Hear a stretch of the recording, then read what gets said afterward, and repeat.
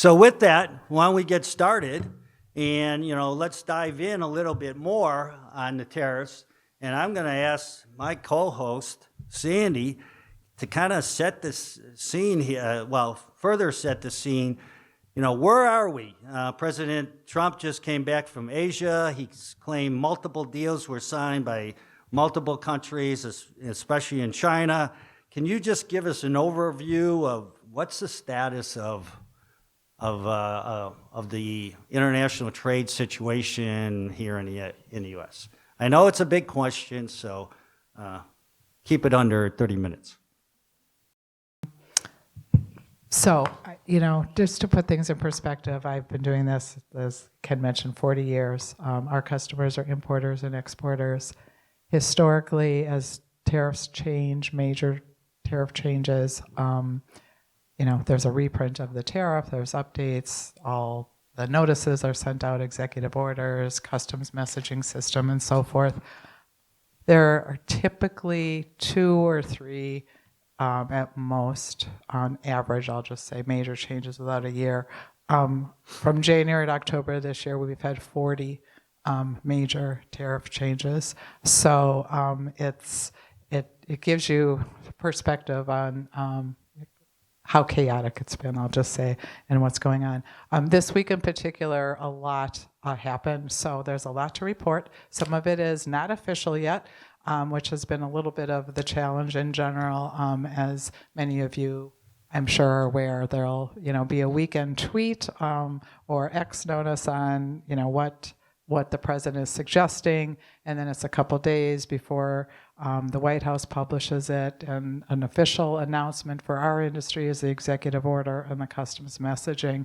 There have literally been rules that have gone into effect and with dates, and there still wasn't an official notice on how to implement those laws. So again, just some of the environment that we're living on. So this recent trip to Asia, a lot of great things I'm excited about that will help settle down some of the chaos. Some major deals with China, as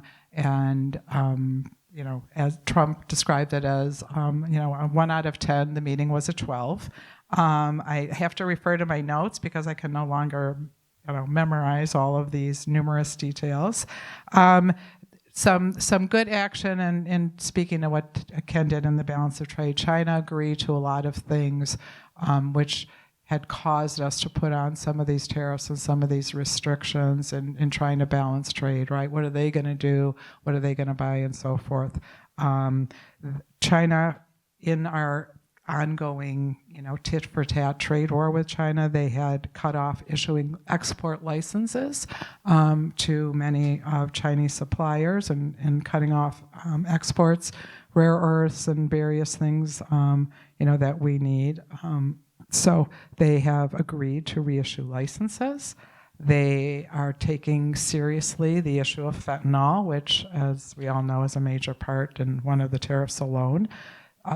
They have suspended retaliatory tariffs. So when we put tariffs on the imports, China had put tariffs on our products going there, which affected a lot of U.S. exporters, and I can anecdotally speak to that. So they're going to suspend the retaliatory tariffs, particularly on some of our agriculture, which has been a big issue, and fruits and vegetables, dairy products, so forth. They're going to remove some of the non-tariff barriers of our goods going into China, some of the end user and entity list things that they had. And most importantly, and if you follow Talking Trade at all, we've interviewed the head of the Soybean Association and the Farmers Association.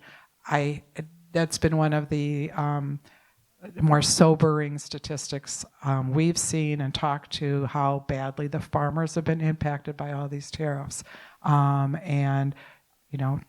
Historically, China has purchased 60% of Wisconsin soybeans, and they completely cut us off in these trade wars. And we, again, interviewed the head of the Soybean Association, and who was most worried about farmers and the suicide rate of farmers because they were losing family farms and had nowhere to go with all these soybeans and how badly it drove the pricing down. So this trade negotiation this past weekend, China will purchase at least 12 million tons of soybeans in the rest of this year, and made some commitments to quantities going into 26 and 27. So that's a big win. That's been somewhere where we got hit really hard, again, with our farmers, and particularly here in Wisconsin with the soybeans. So again, something I'm kind of excited about. I'll talk a minute about what we've done, in response. China, like us, was doing a lot of investigations, targeting U.S. U.S. companies, our semiconductor supply chain, and again, cutting off our access to their markets. So they're relaxing those restrictions and trying to open up their markets where we have some competitive edge. The big things for importers and things that have been driving up prices, and again, things I could speak to anecdotally, are the agreements we made. A big one is lowering the fentanyl tariff, which has been in place since it was put in at the beginning of this year at 20%. We're going to lower that by 10%, and it'll be now 10%. So that will have a nice impact. If you've been following the news, recently there was a threat, if you will, that the tariffs would go up. The rest of the retaliatory tariffs, the reciprocal tariffs, would go to 100% for China, and that has now off the table. And Trump has agreed to freezing the current reciprocal tariff at 10%, and that is a freeze until next November. November of 26. So we have a whole year, which is the longest period we've had of any agreement, since things started earlier this year. At best we've been getting 30, 60, 90 day, pauses, if you will. So that 10% is in place for a year. The 301 tariffs, the ones that went, in place way back in 2019, 2020, there's some exclusions carved out. There's still some where you're excluded from those 301 tariffs. We're going to extend the exclusions for China, again, through November of next year.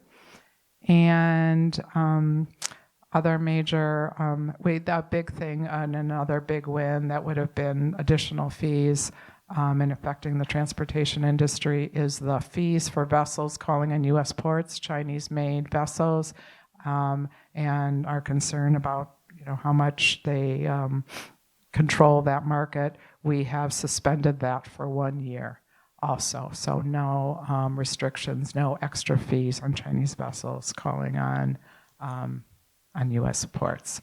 So that's a lot just on China. Just say, and then, I think we'll get into some of the other areas. There were also trade deals on this Asia trip with Malaysia and Cambodia. Nothing has been published on that yet in regards to, there's no lowering of tariffs as of now, but some negotiations and agreements on, some of the various areas there. Malaysia, Cambodia, in Japan, some agreements. Again, that's not been fully published. Some agreements with Korea. So a lot of, positive things in the momentum of restricting trade. Yeah, thanks, Sandy. So what Sandy's actually quoting is a fact sheet that it comes out of the White House. It's called President Trump's Strikes Deal on Economic and Trade Relations with China, November 1st, 2025. What's interesting is yesterday I tried to do a search to see how the Chinese are covering the same meetings and agreements.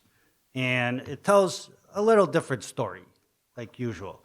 First of all, there's the English version of the State Council, People's Republic of China. This is what comes out of President Xi's office on a almost an hourly basis about what the Chinese government and what the premier is actually doing. What's interesting about it is that a lot of the things that Sandi just mentioned are not in this particular publication by the Chinese. They do mention that the 10% fentanyl tariffs will be reduced. They do mention that the suspension of the maritime logistics and shipbuilding industry will be suspended for 1 year. But when it comes down to agricultural products and some of these other things, the simple line is the two sides have reached consensus on issues including anti-drug cooperation on fentanyl, expanding agricultural product trade, and handling individual cases involving relevant enterprises. They will also talk about countermeasures of that. So one of the things here is that, you know, there's always two sides of the story. My father always said there's really three sides of the story: your side, his side, and the truth. The point here is that we have two sides of the same agreement. In fact, when I looked up when it, right after President Xi visited, met, there was a one line in the Chinese newspaper press that they met. They didn't talk about what they talked about. They didn't talk about any resolutions. And but there's an agreement, and I think history will tell us what that agreement really is. Usually happens, that case, is that there's a lot of talk, a lot of promises, a lot of handshaking, but the actual agreement is done between two negotiating parties, and then 2-3 years you'll actually see if it what actually happened.